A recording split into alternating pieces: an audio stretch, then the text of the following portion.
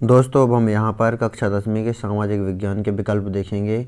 जो अभी पेपर होना है, अगला पेपर सामाजिक विज्ञान का, उसकी दृष्टि से बहुत अधिक महत्वपूर्ण है। और जो हमने गणित की PDF डाली थी, उसमें से भी बहुत सारे विकल्प आए हुए हैं परीक्षा में। इसीलिए बच्चों की डिमांड पर हम ये सामाजिक विज्ञान के पेपर के लिए विकल्पों की सीरीज़ के वीडियो लेकर आए हैं। यहाँ पर बहुत सारे वीडियो हैं, बहुत सारे विकल्प हैं, लगभग 100 विकल्प हैं।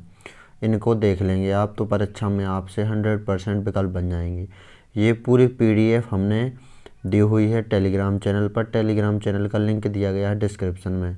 लेकिन आप टेलीग्राम चैनल पर बाद में जाइए, पहले यहाँ पर ये पूरा वीडियो देख लीजिए। यहाँ पर हम आपको अच्छे से समझाने की भी कोशिश करेंगे, ऑब्जेक्टिव टाइप की।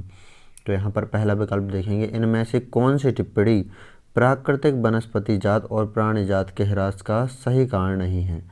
तो यहाँ पर पशुचारण और ईंधन लकड़ी एकत्रित करना, ये यहाँ पर दूसरे पेज का विकल्प है। पहले हम पहले पेज के विकल्प को देख लेते हैं। यहाँ पर विश्व में जल के कुल आयतन का कितना भाग लवणीय है, तो 96.6% भाग लवणीय हैं। यहाँ पर दूसरा विकल्प, वर्तमान समय में भारत में कुल विद्युत उत्पादन का लगभग कितना प्रतिशत भाग जल विद्युत से प्राप्त होता है, 22%।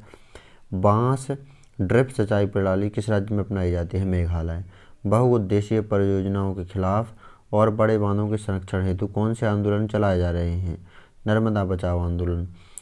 पालर पानी से क्या मतलब है, शीत ऋतु में पाले से जमा तालाब का पानी, तो ये हो गया पालर पानी। नर्मदा नदी पर निर्मित बांध का नाम बताएं, सरदार सरोवर बांध। भारत के 2 राज्य कौन से हैं जहां जल की कमी, राजस्थान और गुजरात में जल की कमी है और वहीं है रेगिस्तान। राजस्थान में रेगिस्तान का बहुत सारा भाग है और थोड़ा बहुत भाग गुजरात में भी है। 11वीं शताब्दी में बनाई गई सबसे बड़ी कृत्रिम झील कौन सी है, तो भोपाल झील 11वीं शताब्दी में बनाई गई सबसे बड़ी कृत्रिम झील है, जो भोपाल मध्य प्रदेश की राजधानी में स्थित झील है। धरातल का कितना प्रतिशत भाग जल से ढका है, 3/4। भारत की प्रथम बहुउद्देशीय परियोजना दामोदर घाटी।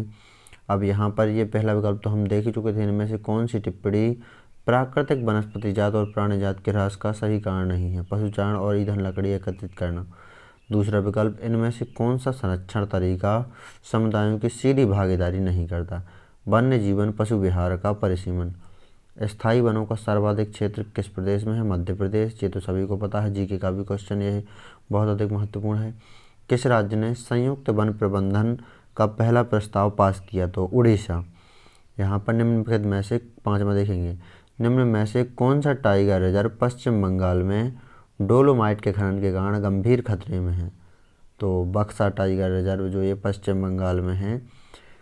यहाँ पर 6वां देखेंगे, भारत में बाघ रिजर्व की संख्या कितनी है, लगभग 50। चिपको आंदोलन से तात्पर्य बताना है, तो ये तो सभी को पता है, हिमालय क्षेत्र में महिला मंगल दल द्वारा वृक्षों से चिपककर उसकी रक्षा की थी।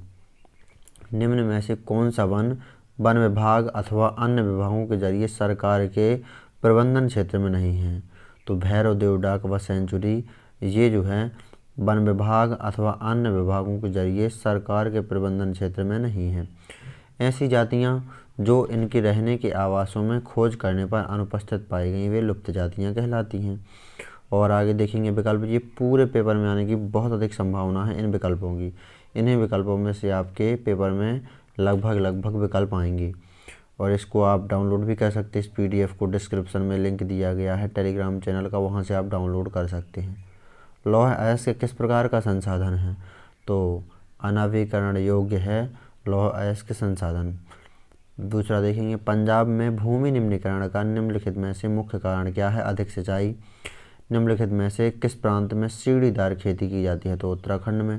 संसार का एक विकसित देश संयुक्त राज्य अमेरिका है, ये सभी को पता है। भारत में मैदानी भूमि लगभग 43% है। चारागाह क्या है, 6वां विकल्प देख रहे हैं हम, तो प्राकृतिक घास से ढकी भूमि चारागाह है। उत्पत्ति के आधार पर संसाधनों का वर्गीकरण जैविक और अजैविक रूप में किया गया है। काली मृदा कहलाती है रेगर मृदा। यहाँ पर और देखेंगे, ये चौथा पेज आ गया, पूरे 9 पेज हैं यहाँ पर विकल्पों के। यहाँ पर मार्टिन लूथर कौन था, तो ये धर्म सुधारक थे। एक पैसिया किताबें बेचने वालों को कहा जाता है चैपमैन। इस्लामी कानून और शरिया के विद्वान को कहा जाता है उलेमा। 6वां, कौन सा धर्म सुधारक प्रोटेस्टेंट धर्म सुधार के लिए उत्तरदायी है? मार्टिन लूथर उत्तरदायी था। साथ में देखेंगे निम्नलिखित में से कौन सा टोक्यो का पुराना नाम है? एडो। जो टोक्यो जापान की राजधानी है उसका पुराना नाम एडो है। चांद, सूरज की गति, ज्वारभाटा के समय और लोगों को दैनिक जीवन से जुड़ी कई अहम जानकारियाँ देना वार्षिक प्रकाशन कहलाता है। पंचांग। भारत में सबसे पहले किस भाषा में पुस्तक छपी थी? कोंकणी।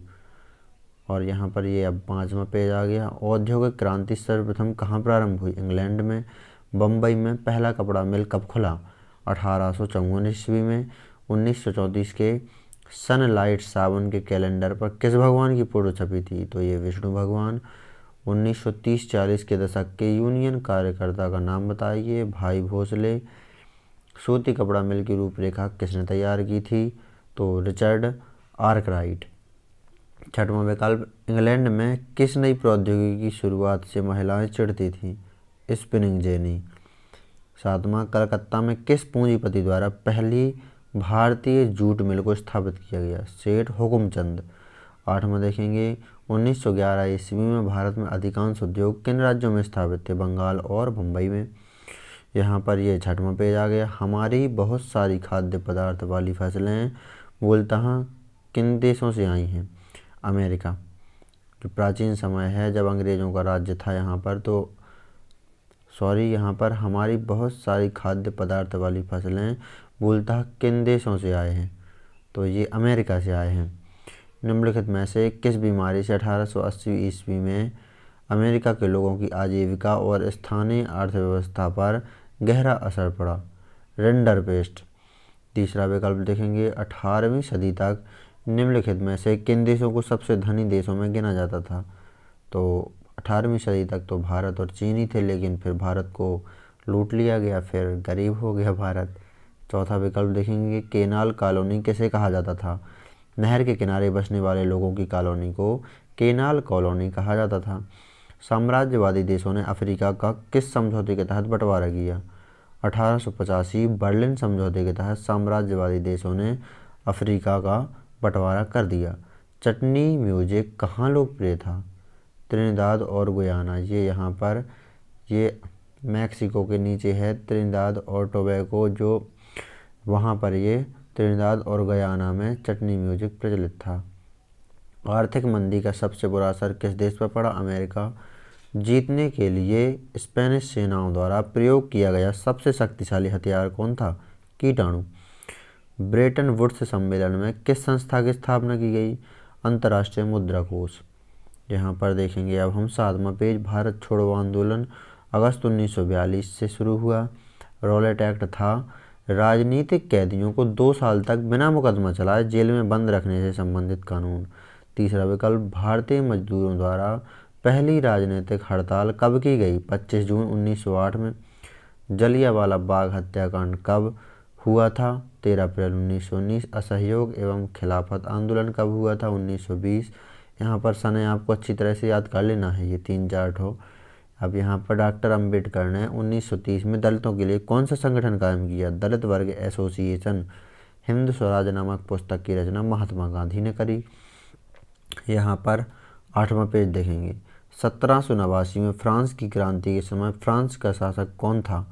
तो बी है लुई 16वां। दूसरा देखेंगे टाइथ किस प्रकार का कर था? उपज कर। प्रथम स्टेट कौन थे? पादरी। टैली क्या थी? भूमि कर। यंग इटली सोसाइटी की स्थापना मैथ्सिनी ने करी थी। लास्ट पेज देखेंगे यहाँ पर 9वां पेज। इस PDF को आप डाउनलोड भी कर सकते हैं। डिस्क्रिप्शन में टेलीग्राम चैनल का लिंक दिया गया है, तो टेलीग्राम चैनल से आप डाउनलोड कर सकते हैं। संसार का एक विकसित देश है संयुक्त राज्य अमेरिका। भारत की 2 खाद्यान्न फसलें गेहूँ और चावल। 1789 में फ्रांस की क्रांति के समय फ्रांस का शासक था लुई 16वां। आर्थिक मंदी का सबसे बुरा असर किस देश पर पड़ा? अमेरिका। लोकतंत्र को मजबूत करने की चुनौती का एक उदाहरण दीजिए। संस्थाओं की कार्य पद्धति को सुधारना। कौन सा क्षेत्रक सबसे अधिक रोजगार देता है? प्राथमिक क्षेत्रक। तो ये रहा यहाँ पर पूरा PDF, इसे आपको डाउनलोड कर लेना है। डिस्क्रिप्शन में लिंक दिया गया है टेलीग्राम चैनल का, या फिर आप टेलीग्राम पर सर्च कर सकते हैं bundelijokes.com, तो टेलीग्राम चैनल आ जाएगा बुंदेली जोक्स, और वहाँ से आप डाउनलोड कर सकते हैं इस PDF को। तो देख लीजिए आप यहाँ पर इस PDF को पेपर में आने की पूरी पूरी संभावना है इन ऑब्जेक्टिव्स की।